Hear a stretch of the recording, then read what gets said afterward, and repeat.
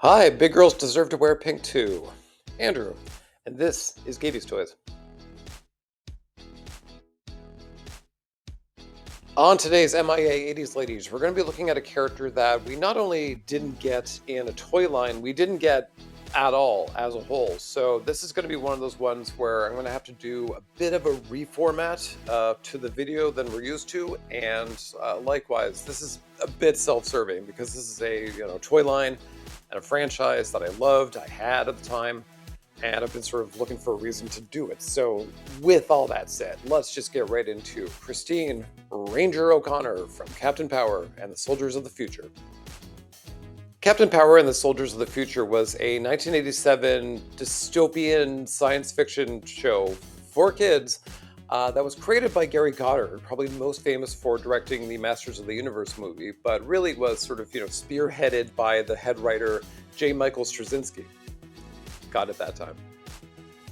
The series takes place in the 22nd century, following the Metal Wars, where humanity has been subjugated by essentially biodreads. The machines had won, and from the ashes, like a phoenix, per the actual logo of Captain Power, came Captain Power and his soldiers of the future, who were armed with sort of new, basically vac metal armor, looking to sort of, take back the world and defeat Lord Dread once and for all. To coincide with the series, Mattel released a line of action figures at the same time, and this line, just was hyped. There were, cross promotions, there were teaser commercials, there was a lot of sort of build-up towards the release of it, and it was a bit of a slow rollout and a very kind of small amount of action figures, but an incredible amount of vehicles, and the vehicles were really the selling point. This was during the real heyday of light sensitivity toys, between your laser tags, between your laser light He-Man, between your Brave Star, a lot of sort of, very expensive, but very kind of like, enhanced kind of sorcery kind of happening in the toy aisles. In Captain Power's case specifically, this was sort of a very unique play pattern in the sense that the computer-generated images and animation on the show often had these sort of strobing red lights or blue lights or whatever it happened to be, and that would actually interact with your toy. You would use your toy, typically Captain Power's ship or one of the Biodread ships, and fire back specifically at these flashing red lights. This happened a couple times in the TV show, but you could also buy these almost training videos on VHS, which were just beautifully animated, almost anime in nature. Likewise, this gimmick would sort of work with other toys, what have you. So but this particularly, especially the fact that this occurred over your TV, was actual sorcery. This was the dark arts. I'm sure there's an explanation, or sure I could get into it and learn about how actually perfectly simple this was, and how it was very easy to market this to kids, and how easy it was to implement into toys. However, the dark arts, this was magic. Often toy lines were sort of very, action figure based or vehicle based. And in the case of, say, something like Star Wars, where, it was sort of imagined to be a vehicle based toy line and really kind of the characters became the focus, I think Captain Power was much more along the lines of Mask, where, the vehicles were the star, the vehicles were the play pattern, the characters were secondary. So we really did see like a dazzling amount of vehicles, some of which we're not even sure if they were even released. There were just so many. That said, therein lied the problem. Captain Power, both the TV show and the toy line, were faced by the usual suspects. Angry moms who had a couple beefs with Captain Power. The first being, the show specifically. It was, and I will admit, they're not wrong about this. It was very too kiddie for adults, but too adult for kids. There was a lot of sexual innuendo, but a lot of goofiness at the same time. So it was really having a bit of an identity crisis of what it was and who it was for. So when it boils down to, the moms being like, it's too violent, it's too sexy, it's too this, it's too that, I don't disagree. That said, I was myself at that perfect age where I was sort of, propelling into teenhood. So, the actual sort of darker themes really spoke to me anyway. Their other complaint was really classist. For you to fully experience and enjoy the TV show, you had to buy the toys. Of course, the toys were the vehicles, which were more expensive, and because it was Mattel and electronic, they were very expensive, in fact. And so there was a bit of a thing where, if you want to get in on it, you had to spend the money, which means your parents had to spend the money. So the moms were kind of mad. And again, I don't really, totally disagree, but I mean, these are, insane arguments that could be applied to any other property, but really did spell the doom for both the toy and the show. Now, if you were a fan of this, if you're familiar with it, if you had the toys as I did, you might be like, they already made the girl, and you're correct, and I loved her. Jennifer Chase, codename Pilot, was the sort of strategic, tactical, made-up name of the group. But a very cool character, and very much, the love interest character. She was someone who, was, definitely flirty and friendly with the entire cast, but very much had a crush on Jonathan Powers himself. He, of course, being the stoic, kind of boring leader type of the 80s, said, no, I mustn't, the mission. But eventually she did sort of crack the ice, and they would get a little more flirty as the series went on. That said, in a very surprising turn, particularly for a kids show that again was too adult for kids and too kids for adult, she died. She died horribly in the final episode of the first season, and thereby the last episode ever. Jennifer sort of, basically sacrificed herself to, save information, to save their AI, to save the rest of the team. She was basically went down guns blazing. I will tell you this. She was, basically shot many, many times by Blastar, the Biodread, self-destructed their own base, went out kind of like a boss. And I hurl correct accusations of fridging women for the male character's development. And this was absolutely that. But at the same time, too, I mean, she did have a very cute, things that we didn't say kind of moment with Jonathan Powers before she died. And she did go out like a boss. So at the very least, I don't love the killing a woman character for the plot, but at the same time, at least she was totally rad at it. She did also get a figure, and like the others, or at least most of the others, she was, very kind of like vac metal, chrome. She looked great. A bit of a weird side pony that I was never a big fan of, but maybe Mattel didn't know that she was going to be dog meat, but she was very much, delayed. The first series of figures were, the big three characters, and then she and Scout and another character who never even made it into the series were a little later. Can't imagine why. Whether Mattel knew or not about her fate, I mean, I will give them credit that they did make the one and only female character from season 1. Unlike, some competitors who might not. Good morning. Good morning. Not you. You can choke. Just like Jennifer, however, Captain Power was nixed at the end of season 1. So between, parents groups, between the toy sales not really living up quite to Mattel's expectations, the whole, floor just came out underneath them. So you might be wondering, who are we talking about today? Who's the actual subject of the MIA lady in question? For that, we're actually going to have to go to Final Verdict to see what's happened to Captain Power since.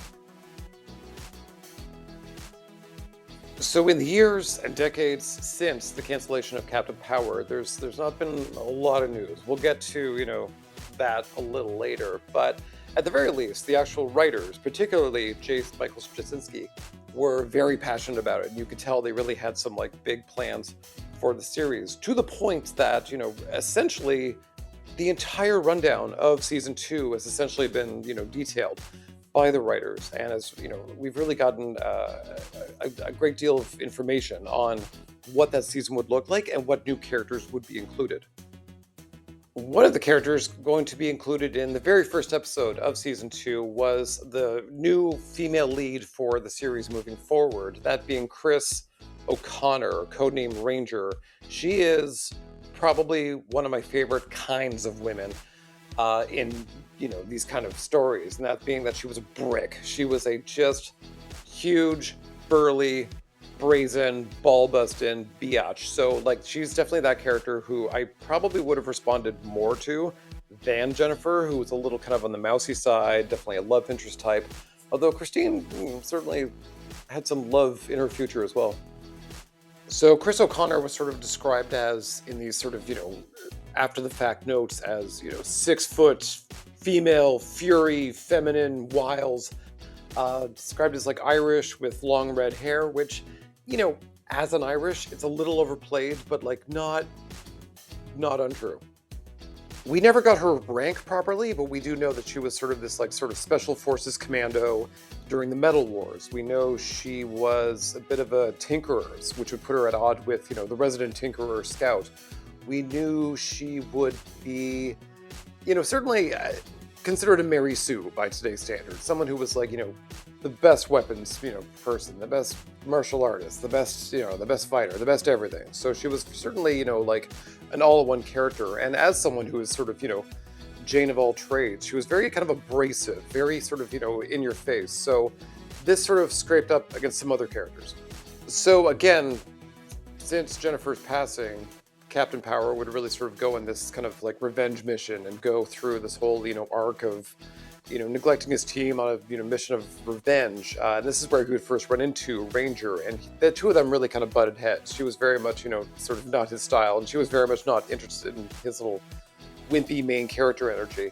However, when she did meet the rest of the soldiers of the future, Tank, the big burly bear, she was very much into and would very much pursue that. And of course, he being, like meek and demure bear would be like, no, I don't know. And, like you just know by the end, she would just absolutely top that guy. And I get your girl. Since we didn't get season 2, we didn't get the character, which means we didn't get the toy. So there's really, kind of no love lost here, really. Although at the same time, I will say that, like she would have been fun, and she would have been the character I actually probably would have more liked of those available, let's say.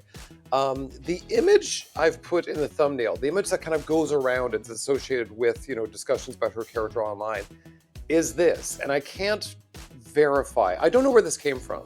Frankly, it's just sort of an image that's out there, and it's sort of blown out and blurry enough that it could, in theory, be like a production sketch or an artist's rendition, or it could actually be, a fan image. I don't know, and if you do, by all means, sound off in the comments below. But I'm going to assume this is legit, a very early concept of her.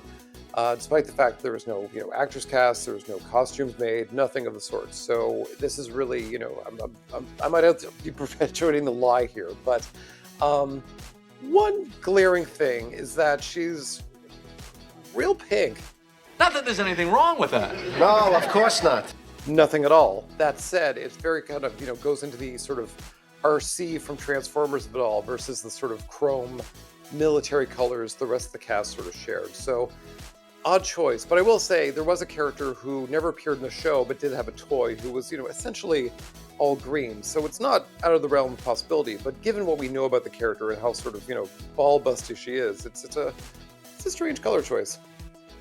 Since we're in the Captain Power universe, and I'm not coming back to this, there was another character that Gary Goddard was quite enamored with. It was just sort of a sketch by a Japanese artist who, again, I can't really track down who specifically, but it was of an all-silver woman, and she would have been named Silvera or Silvira in the show. Very much sort of, let's say, gold but hot C-3PO. And, I'm not even sure where she would have fit in the factions, what her role would be. I would assume, with the Bio Dreads and Lord Dread. I don't know, but at the same time, I'm like, she would have looked cool. I would have wanted that toy. Nevertheless, none of this came to be. However, in 2012, Gary Goddard sort of, made an announcement that he was planning to revive the series. That, of course, being a long time ago.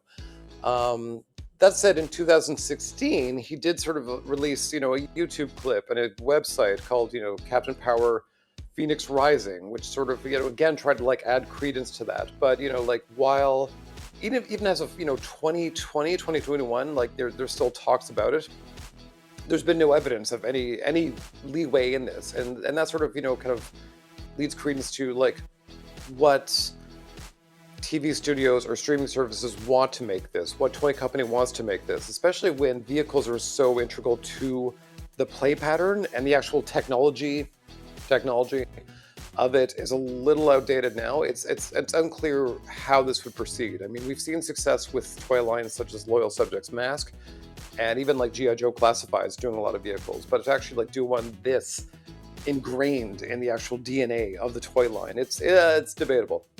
That said, a toy line about characters fighting against techno-fascists is relevant. So let's just say, if you loved it then, you love it now. It's a very collectible line. Even the vintage ones, they're still great figures. They still hold up. They're still reasonably priced.